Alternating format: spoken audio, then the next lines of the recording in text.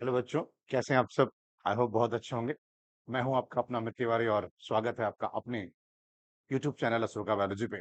जैसा कि आप जानते हैं कि हम लोग डीपीपी सीरीज में क्वेश्चन सॉल्व कर रहे हैं। सीरीज का नाम है एनसीईआरटी मंथन, जिसमें हम हर चैप्टर के सवाल सॉल्व करेंगे। अब तक हमने 2 वीडियो अपलोड कर दिया है। अगर आपने नहीं देखा है तो प्लीज जाके उसको देखें। आज तीसरा डीपीपी हमारा है। चैप्टर कौन सा है? तो sexual reproduction in flowering plant. और इसमें जो टॉपिक आज हम कवर कर रहे हैं that is pistil, megasporogenesis, embryo sac, यानी कहीं ना कहीं female reproductive part of the flower. तो डिफरेंट डिफरेंट टाइप्स के क्वेश्चंस हम इसमें सॉल्व करते हैं, जैसा कि मैं कई बार आपको बता चुका हूं।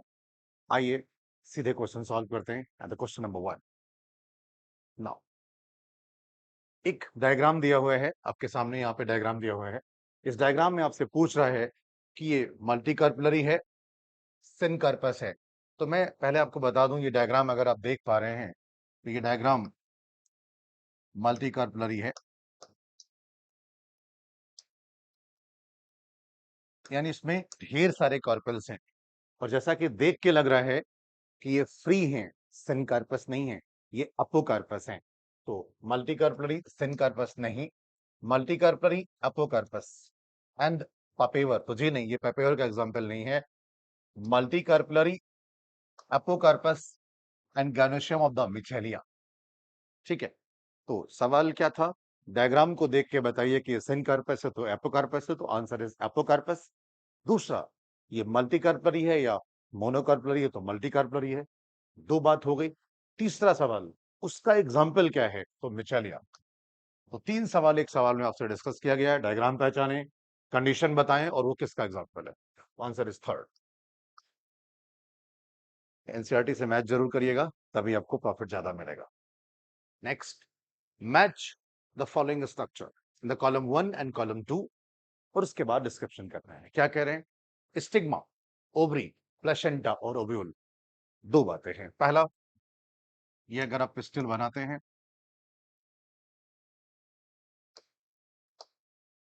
This is the stigma, this is the style, this is the ovary. और इसके अंदर जो स्पेस है that is called ovarian cavity.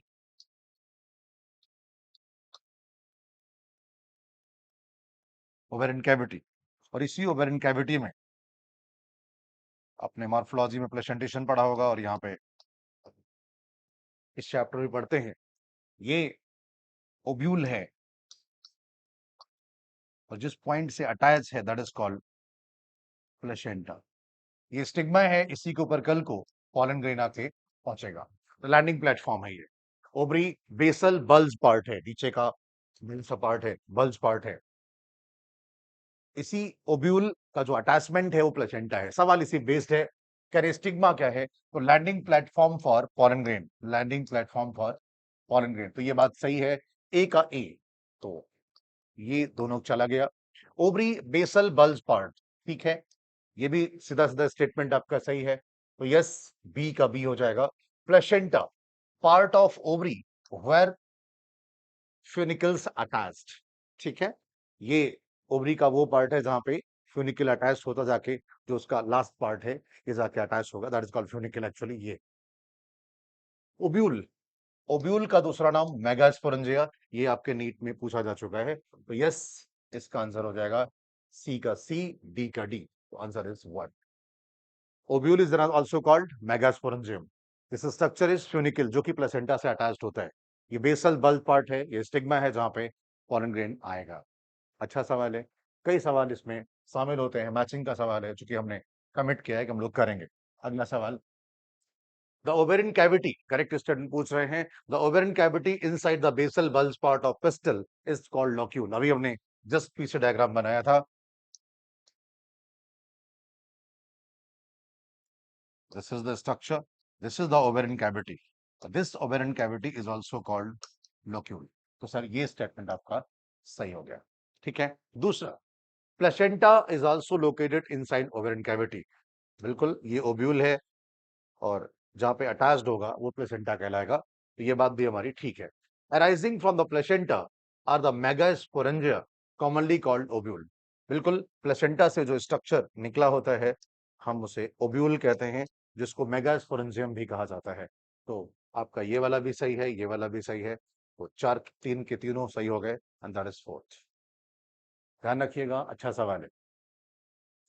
अगला, 3 options given below the describe the same structure in an angiosperm, identify one that does not belong to the group। कह रहे एक सवाल इसमें है, इसमें 4 ऑप्शन दिए हुए हैं और इन चारों ऑप्शन में कौन सा ऐसा है जो और सबसे बिलोंग नहीं करता। तो मेगा गैमेटोफाइट ठीक है, फीमेल गैमेटोफाइट ठीक है, एम्ब्रियोसैक ठीक है। देखिए हमने पढ़ा है कि एम्ब्रियोसैक का दूसरा नाम फीमेल गैमेटोफाइट है। आप ये जाने कि एम्ब्रियोसैक को मेगा गैमेटोफाइट भी कहते हैं, लेकिन एम्ब्रियोसैक को मेगास्पोरेंजियम नहीं कहते, क्योंकि मेगास्पोरेंजियम जिसे कहते हैं and that is called ovule. तो यहां पे आंसर हो जाएगा सेकंड, जो कि इससे कलेक्टेड नहीं है, इससे रिलेटेड नहीं है। ठीक है, pause the second. Question number 5, starting from the inner most part. सवाल क्या है, इनर मोस्ट पार्ट, सबसे अंदर से पूछ रहे हैं और अंदर से बाहर की तरफ जाना है। तो इनर मोस्ट पार्ट जो है, करेक्ट सीक्वेंस बतानी है पार्ट्स की, सबसे अंदर से बाहर की तरफ। ध्यान से समझें, सबसे अंदर कह रहे हैं एग, उसके बाद न्यूसेलस, उसके बाद एम्ब्रियोसैक, उसके बाद इंटेगुमेंट। ये ठीक नहीं है, क्योंकि एग के बाद एम्ब्रियोसैक होना चाहिए। एग, एम्ब्रियोसैक, न्यूसेलस, इंटेगुमेंट, ये ठीक लग रहा है। कैसे, अगर आप डायग्राम को ध्यान से समझें तो ओब्यूल आपने पढ़ा था, मैं अगर जल्दी से बना दूं, दैट इज ओब्यूल स्ट्रक्चर।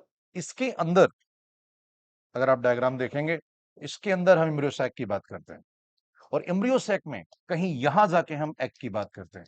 बगल में दोनों सिनर्जिड होते हैं, ये तीनों एंटीपोडल्स होते हैं और यहां का जो पार्ट है दिस इज द न्यूक्लियस। ठीक है, ये आपको होना चाहिए। प्लस इसके बाहर इंटेगुमेंट होता है।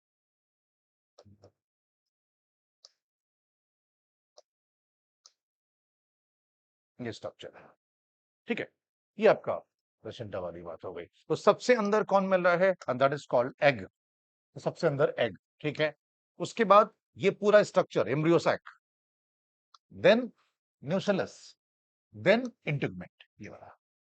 तो ये आपसे पूछ रहे अंदर से बाहर की तरफ।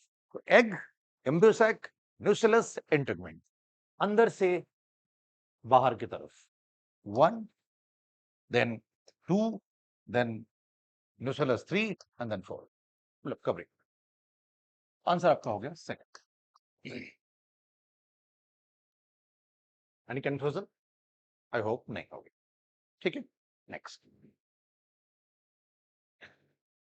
The process of formation of megaspore, process of formation of megaspore from megaspore mother cell is called megasporogenesis. ठीक है, मेगास्पोर मदर सेल से मेगास्पोर का बनना मेगास्पोरोजेनेसिस कहलाती है। इवन दूसरा, process of formation of microspore from the pollen mother cell is called microsporogenesis. अथवा pollen mother cell के बजाय आप कह सकते हैं माइक्रोस्पोर मदर सेल। तो माइक्रोस्पोर मदर सेल से या पॉलन मदर सेल से माइक्रोस्पोर का बनना माइक्रोस्पोरोजेनेसिस, बाद में मैच्योर होकर वो पॉलन ग्रेन बना देगा। और मेगास्पोर मदर सेल से, मेगास्पोर मदर सेल से, जो कि न्यूसेलस की सेल से, वो प्रोमिनेंट हो जाती है, बड़ी हो जाती है और उसके बाद मेगास्पोर मदर सेल के तरीके से बिहेव करती है और प्रोसेस मेगास्पोरोजेनेसिस, बाद में हमें मेगास्पोर बनता है। 4 बनते हैं, 3 डिजेनेट कर जाते हैं और एक मेगास्पोर डिवाइड करके 3 बार माइटोसिस करके आपको 7 सेल्ड न्यूक्लियेट एम्ब्रियोसैक बनाता है। ठीक है, तो फिलहाल दोनों स्टेटमेंट आपके सही है, both 1 and 2 is correct. The answer is 1। अगला सवाल, फिर से वही मैचिंग, मैचिंग आपसे पूछ रहे हैं, कह रहे हैं पॉलन मदर सेल। तो पॉलन मदर सेल अभी मेयोसिस तो हुआ नहीं है, तो पॉलन मदर सेल क्या हो जाएगा, 2n। एंडोस्पर्म आप सभी लोग जानते हैं 3n। Egg cell n, synergid, जी आंसर n, क्योंकि ये एम्ब्रियोसैक का पार्ट है और मेयोसिस के बाद बना है। तो पॉलन मदर सेल 3n, तो ए का 1 का सी, अब सॉरी 1 का बी, तो 1 का बी किसमें है, ये नहीं हो सकता और ये नहीं हो सकता, इसको ऐसे ही करना होता है। एंडोस्पर्म यानी सेकंड का सी, अब सेकंड का सी यानी ये भी नहीं हो सकता। थर्ड, थर्ड का ए हैप्लॉयड ठीक है, एंड फोर का ये भी हैप्लॉयड ठीक है, तो आंसर सेकंड।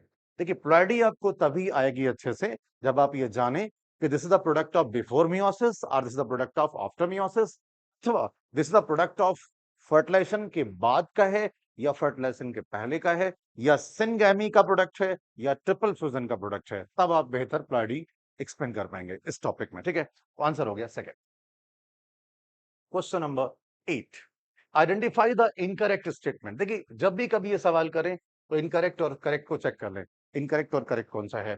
तो कह रहे हैं टिपिकल इम्ब्रोसैक के बारे में इनकरेक्ट बताना है, तो 8 न्यूक्लियस होता है और 7 सेल्ड होता है मैच्योरिटी पे, ये बात ठीक है। कह रहे हैं free nuclear during the development, बिल्कुल सही बात है। जब माइटोसिस होती है तो फ्री न्यूक्लियर होता है और बाद में सेल वॉल का फॉर्मेशन इकट्ठे हो जाता है। It is situated inside the integument, इतना तो ठीक है कि जो एम्ब्रियो सैक है इंटेगमेंट के अंदर है, बट आउटसाइड द न्यूक्लियस नहीं सर, ये आउटसाइड नहीं, ये इनसाइड न्यूक्लियस है, न्यूक्लियस के अंदर होता है। दिस इज द ओव्यूल का पार्ट है, न्यूक्लियस का पार्ट है, ये हमारा मान लीजिए एम्ब्रियो सैक है, तो ये हमारा न्यूक्लियस है, ध्यान रखने वाली बात है। और दूसरा, इसके ऊपर कहीं ना कहीं इंटेगमेंट है, तो इंटेगमेंट के अंदर है लेकिन न्यूक्लियस के भी अंदर है, ये समझना होगा। At it has the egg apparatus situated at chalazaland, नहीं सर, ये माइक्रोपाइलर एंड पे होता है। ये सवाल बार बार पूछ रहे हैं कि किस तरफ का फंक्शनल है, कौन है, एग ऑपरेटस किधर है, तो that is on the micropylar and, तो ये भी हमारा गलत हो गया। अब इसमें आंसर हमें क्या मिलेगा, पूछ रहे हैं इनकरेक्ट, तो third and fourth are incorrect, ये फोर्थ आंसर हो जाएगा। Next, megasporangium is equivalent to, 2015 का सवाल है, नीट का 13 में भी आया था। तो मेगास्पोरेंजियम किसके इक्विवेलेंट है, दैट इज फ्रूट के नहीं, न्यूसेलस के नहीं, ओब्यूल के। और इम्ब्रियोसैक के इक्विवेलेंट क्या है, दैट इज फीमेल गैमेटोफाइट या मेगा गैमेटोफाइट। तो फिलहाल megasporangium is equivalent to ovule, और इसी ओब्यूल के अंदर, न्यूसेलस के अंदर सेल्स डिवाइड करती हैं, ये बात याद रखिएगा। और मेगास्पोर मदर सेल फिर किसके जैसा बिहेव करती है, ट्विन सेल की जैसा बिहेव करेगी मेगास्पोर मदर सेल, और फिर वो मेगास्पोर का फॉर्मेशन करेगी। बाकी हमने इसको डिस्कस कर लिया है, तो दैट इज थर्ड आंसर। अगली, फंक्शन ऑफ फिलिफोर ऑपरेटस इज, देखिए एग ऑपरेटस में 3 सेल है, 2 सिनर्जिड, 1 एक्सेल, और दोनों सिनर्जिड के पास आपको मिलता है फिलिफोर ऑपरेटस। और ध्यान रखिएगा जो फिलिफोर ऑपरेटस है वो पॉलन ट्यूब को गाइड करता है, तो यस, और कहां तक गाइड करेगा, तो up to synergid, that's the most important thing. Recognise the suitable pollen at stigma नहीं, स्टिमुलेट डिवीजन ऐसा कुछ नहीं करता है, प्रोड्यूस नेक्टर नहीं, sir yes, guide the entry of pollen tube, entry of pollen tube को गाइड करता है, कहां तक, तो याद कर लीजिएगा, अप टू सिनर्जिड, या यूं कह लीजिए जहां पाया जाएगा वहीं तक गाइड करेगा। Yes, answer fourth. Next, the ovule of angiosperm is technically equivalent to, sir same सवाल दोबारा रिपीट हो रहा है, चूंकि अच्छा सवाल था इसलिए हमने दोबारा ले लिया उसको। Yes, ovule is equivalent to, तो आंसर इज मेगास्पोरेंजियम, क्या होगा, मेगास्पोरेंजियम। बाकी तीनों ऑप्शंस आपके इनकरेक्ट हैं, आंसर फर्स्ट होगा। नेक्स्ट, मेजॉरिटी ऑफ एंजियोस्पर्म के बारे में आपसे पूछ रहे हैं, sorry, egg has filiform apparatus, जी नहीं, एग के पास नहीं होता, सिनर्जिड के पास होता है, तो ये पॉइंट गलत हो गया। There are numerous antipodal cell, numerous नहीं होती सर, टोटल 3 होती हैं, तो न्यूमरस भी गलत हो गया। Reduction division occurs in megaspore mother cell, हम तो कई बार ये बोल चुके हैं, ये 2n सेल है जो न्यूसिलस की सेल है, इसी सेल में मियोसिस से रिडक्शन डिवीजन होता है, और एक सेल से 4 सेल बनती है, 3 डिजनरेट हो जाती है, सिर्फ एक फंक्शनल होती है, 3 बार माइटोसिस करती है, और 7 सेल 8 न्यूक्लियोटाइड स्ट्रक्चर बनाती है। Sir yes, answer is third. ठीक है, अगला कह रहे हैं, इसी में एक और दिया था स्मॉल सेंट्रल से, तो ये भी अच्छा कर लीजिएगा, ये लार्ज सेंट्रल है, देखिए छोटे छोटे पॉइंट जो आपके स्किप होते हैं, तो स्मॉल है कि लार्ज है, तो दैट इज एक्चुअली लार्ज है। Question number 13, what is the fate of male gamete discharge in the synergid, बहुत प्यारा सवाल है कि जो मेल गैमीट आया है सिनर्जिड में उसका क्या भविष्य है? उसके दो भविष्य हैं। एक तो वो जाएगा पोलर न्यूक्लियाई से फ्यूज करेगा और प्राइमरी इंडोस्पर्म सेल बनाएगा या प्राइमरी इंडोस्पर्म न्यूक्लियस बनेगा, उसी में सेल मतलब सेल में ही है। दूसरा दूसरा जो मेल गैमीट है वो जाकर के फीमेल गैमीट यानी एग से फ्यूज होगा और जाइगोट बनेगा। तो यही इसका भविष्य है। तो कह रहे हैं कि all fuses with the egg, नहीं sir, one fuse with egg, other fuse with synergid. Synergid से कोई फ्यूजन नहीं होता। One fuse with egg, other fuse with central cell, central cell nucleus या central cell nuclei, and that is called actually polar nuclei. तो ये बात ठीक है। कह रहे one fuse with egg, other degenerates, नहीं सर ये नहीं होगा। तो आंसर थर्ड। और याद रखिएगा जो केस दिख रहा है one fuses with central cell के न्यूक्लियाई से, that is called triple fusion, and one male gamete fuse with female gamete, that is called syngamy, and both included known as double fertilization। एक point और, double fertilisation, double fertilisation एक बात। दूसरा जो fuse कर रहा है सेंट्रल सेल से, that is called triple fusion, और जो फ्यूज कर रहा है एग से, दैट इज कॉल्ड सिंगैम। क्योंकि दो दो बार फर्टिलाइजेशन हो रहा है इधर भी और इधर भी, इसलिए इसको कहा जाता है डबल फर्टिलाइजेशन। एक बात। दूसरा, it's only present in peculiar या फिर स्पेशल कैरेक्टर है जो कि सिर्फ कहां है, angiosperm, that is discovered by the Navashin in the Fritillaria plant. ये आउट ऑफ एनसीईआरटी है, बट आप चाहें तो याद कर सकते हैं। ये बात पूरी हो गई। Next question, typical angiosperm embryo sac maturity. तो सर सही, कई बार हम डिस्कस कर चुके हैं अभी के लेक्चर में, एंड दैट इज 7 सेल्ड। ये याद रखना है, 7 सेल है, 3 एंटीपोडल, 1 एग, 2 सिनर्जिड और एक बड़ी सी सेंट्रल सेल, और 8 न्यूक्लियस। 6 में एंटीपोडल्स में एक एक न्यूक्लियस, सब एन, एग में एक न्यूक्लियस एन, सिनर्जिड में एक एक न्यूक्लियस एन, 6 हो गए। और लेकिन सेंट्रल सेल में 2 न्यूक्लियस है, तो 7 सेल्ड 8 न्यूक्लियस। ऑप्शन चेक करते हैं। 7 सेल्ड, सर यस, ये नहीं होगा। 7 सेल्ड 8 न्यूक्लियस, पहला ऑप्शन। 8 nucleus 7 sailed. बाकी यहां पे ये गलत हो गया, ये गलत हो गया, ठीक है। Next question, in general egg apparatus of embryo sac in angiosperm consist of. Egg apparatus में क्या क्या है? तो सर बहुत सीधा सीधा सवाल है, easiest way, the answer is, egg apparatus में 3 सेल है, and that is 2 synergid and 1 egg cell. पढ़ते, 1 egg cell 2 synergid, okay. In general egg apparatus of embryo sac in angiosperm consist of, ठीक है। चेक करते हैं, 1 egg cell 2 synergid 3 antipodals 2 polar nuclei. पूरा बताना है, 1 egg cell 2 synergid 3 antipodals and 2 polar nuclei, ठीक है। देखते हैं, 1 एक्सेल 2 सिनर्जिड 2 एंटीबॉडल, गलत। 1 एक्सेल 3 सिनर्जिड, गलत। 1 एक्सेल 2 सिनर्जिड 2 एंटीबॉडीज, ये भी गलत। देखिए पूछ रहे हैं एग ऑपरेटर्स में, तो एग ऑपरेटर्स में तो सिर्फ 2 सिनर्जिड और 1 एग होता है, लेकिन ऑप्शन के अकॉर्डिंग उन्होंने पूरा पूछ लिया है। एम्ब्रियो सैक में क्या क्या होता है, तो 1 एक्सेल होगा, ठीक है। 2 सिनर्जिड होगा, ठीक है। 3 एंटीबॉडीज होगा, ये भी ठीक है। और 2 पोलर न्यूक्लियाई होगा, ये भी ठीक है। क्योंकि बाकी सब ऑप्शंस गलत है। तो पहला, ये डायग्राम आप चेक कर सकते हैं, अभी आगे एक डायग्राम दिया हुआ है, उसमें हम इसको और एक्सप्लेन कर लेंगे। इन एंजियोस्पर्म द हैप्लॉइड, पूछ रहे हैं ये जो ऑप्शंस दिए हैं इसमें हैप्लॉइड बताइए, डिप्लॉइड बताइए और ट्रिप्लॉइड बताइए।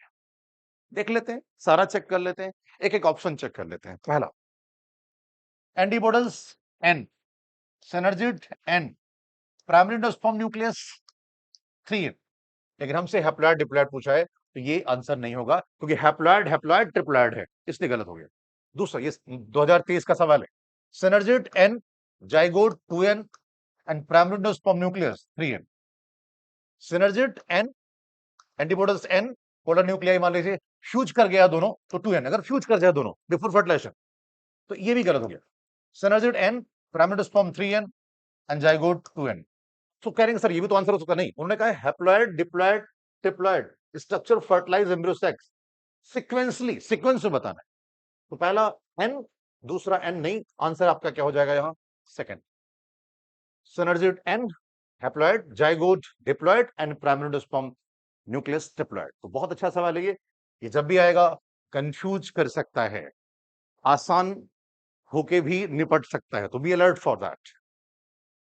Question number 17, which of the following in female gametophyte of angiosperm help in guarding the pollen tube for fertilizing the egg? तो देखिए सीधी सीधी बात है, एग ऑपरेटस में दो सिनर्जिड है, दो सिनर्जिड के अंदर फिलीफॉर ऑपरेटस है, फिलीफॉर ऑपरेटस पोलन ट्यूब को गाइड करता है to the synergid for fertilization. तो ऑप्शन चेक करते हैं, एंटीबॉडीज नहीं, पोलर न्यूक्लियस नहीं, सेंट्रल सेल आसान ऑप्शन है, सिनर्जिड होना चाहिए था फिलीफॉर ऑपरेटस, लेकिन सेल की बात कर, ठीक है सिनर्जिड सही हो जाएगा, जैसा सवाल वैसा ही answer. Integument that add encircle the nucleus except at the macropolar region which lies opposite to। देखिए जो इंटीग्यूमेंट है वो ऐड करता है प्रोटेक्शन को, इंटीग्यूमेंट प्रोटेक्शन करता है ओब्यूल को, तो यहां पे हो जाएगा प्रोटेक्शन। दूसरा, encircle the nucleus except at the macropolar region which lies opposite to, micropylar reason जो है वो ओब्यूल के बेसल एंड के अपोजिट पाया जाता है। तो ट्रांसपोर्टेशन नहीं सर, न्यूट्रिशन नहीं, रिप्रोडक्शन नहीं, ऑप्शन के अकॉर्डिंग ये सवाल आसान हो गया है, जबकि ऑप्शन से इसको और टफ किया जा सकता था। तो जो ओब्यूल है उसका जो इंटीग्यूमेंट है उसको प्रोडक्शन देता है, और जिस जगह पे माइक्रोपाइल है वो just opposite to basal end के है, और जो उस बेसल एंड को हम क्या बोलते हैं, that is called chalazal end, ये भी याद रखिएगा। तो आंसर यहां पे हो जाएगा थर्ड।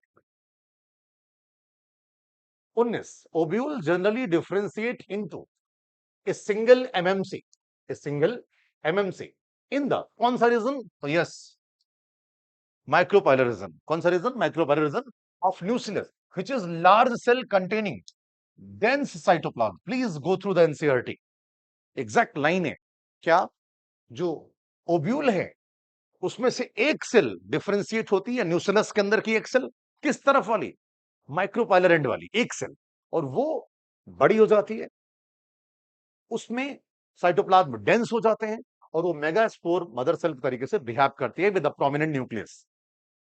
तो yes micropylar and dense and, ये आपको जब समझ होगी टॉपिक की तभी ये सवाल सही होगा। तो न्यूक्लियस का माइक्रोपाइलर एंड का एक सेल डिफरेंशिएट हो जाती है और वो मेगास्पोर मदर सेल के तरीके से बिहेव करती है। Question number 20, identify A to F, यहीं पे आइडेंटिफाई कर लेते हैं तब ऑप्शन पे चलेंगे। दैट इज एंटीबॉडी एफ, ई क्या है तो पोलर न्यूक्लियाई, डी क्या है सेंट्रल सेल, सी क्या है दैट इज एग, बी क्या है सिनर्जिड, ए क्या है फिलीफॉर्म ऑपरेटस, फिलीफॉर्म ऑपरेटस। सारी लेबलिंग हो गई, आइए चेक करते हैं। नाउ ए एग सेल, नहीं ए एग सेल नहीं है, नहीं है, गलत हो गया।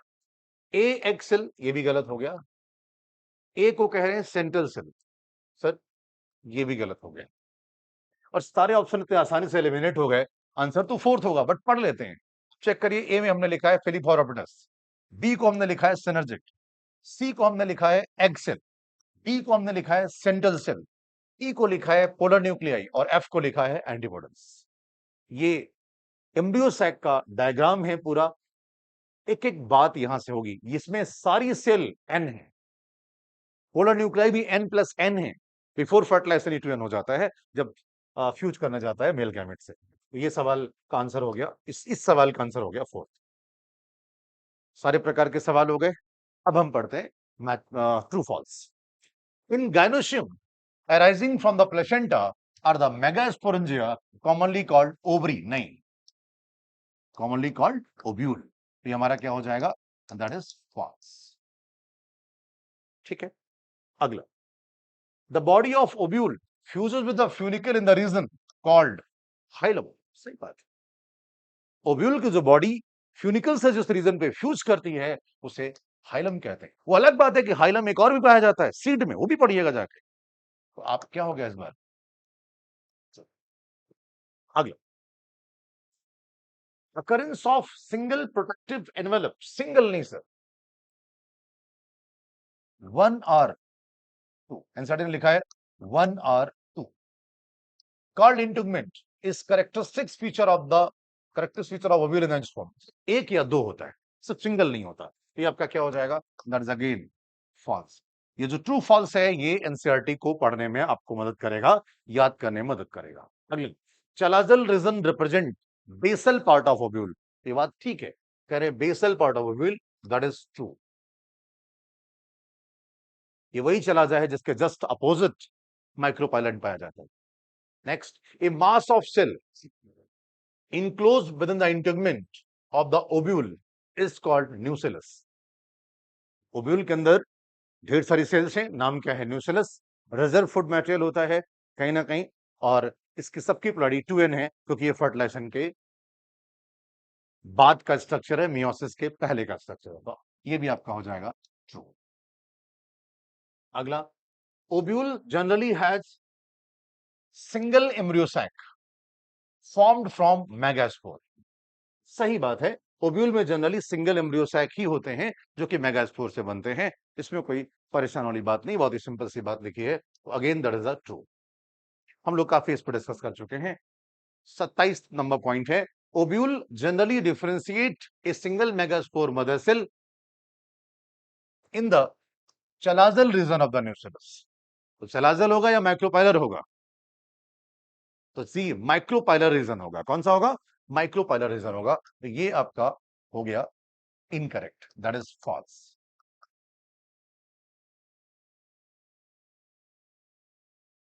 तो ये तो आपके हो गए डीपीपी 3 के सारे सवाल। ठीक है, इन सारे सवाल को आप देखें। अगर इसका पीडीएफ आपको चाहिए तो कमेंट में टेलीग्राम का लिंक दिया हुआ है, वहां से जाके आप पीडीएफ को डाउनलोड कर सकते हैं, खुद से एक बार अटेम्प्ट कर सकते हैं, उसके बाद दोबारा वीडियो देख के अपनी चीजों को समझ सकते हैं। हमारा प्रयास होगा हर चैप्टर के हर टॉपिक को हम ऐसे ही कवर करें। धीरे धीरे हम चलते रहेंगे, कंसिस्टेंसी बनी रहेगी, फ्रीक्वेंसी धीरे धीरे बढ़ेगी, जिससे कि आपको डीपीपी जल्दी जल्दी मिले। आपको इससे क्या फायदा हो रहा है कमेंट में जरूर बताइएगा, जिससे हमें थोड़ा सा प्रोत्साहन मिलेगा। Thank you so much.